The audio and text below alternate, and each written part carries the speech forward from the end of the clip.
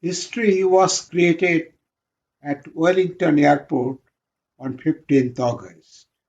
The first international flight of the day was to depart at 6 a.m. for Philadelphia. Four check-in counters for economy class and two for business first class opened at 2:30 a.m. so that passengers could start checking in 3 hours prior to departure.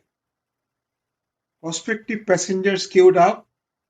Four passengers were asked to come forward to the four economy class counters, and two business class counters ushered to business class passengers.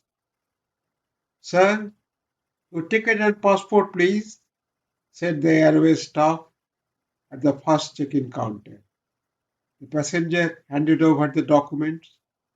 The airways staff looked at the e-ticket and said, "So you are traveling to Philadelphia?" Then she looked into the passport, matched the face of the passenger with the photo of the passport.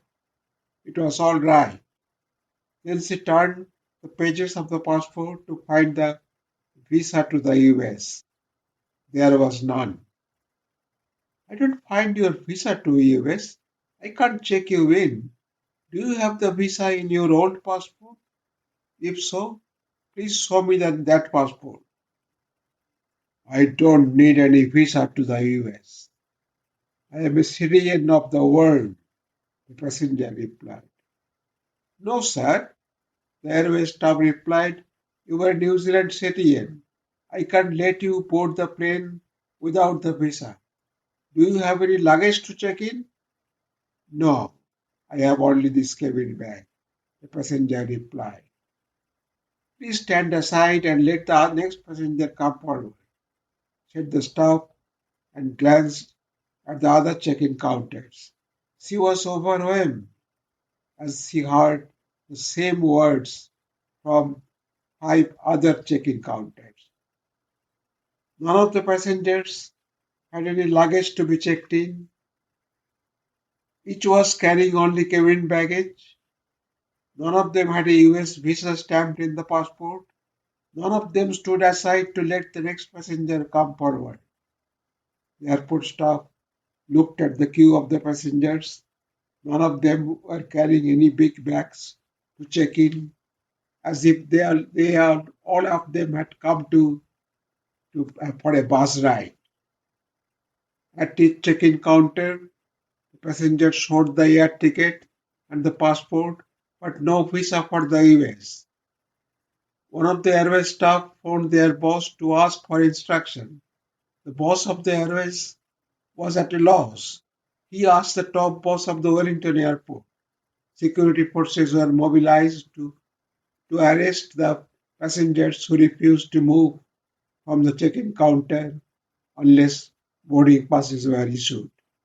6 passengers were arrested, and the next 6 passengers moved to the check-in counters.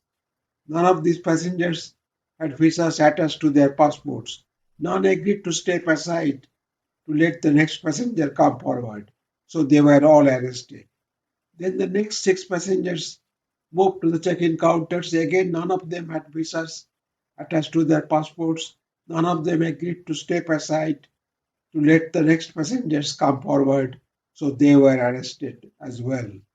This continued till all 215 prospective passengers were arrested.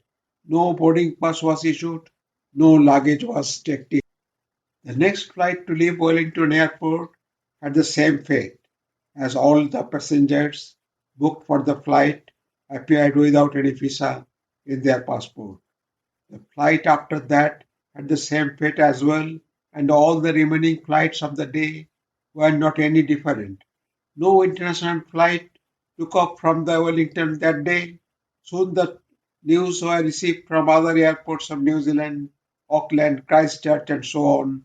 No international flight has departed from New Zealand.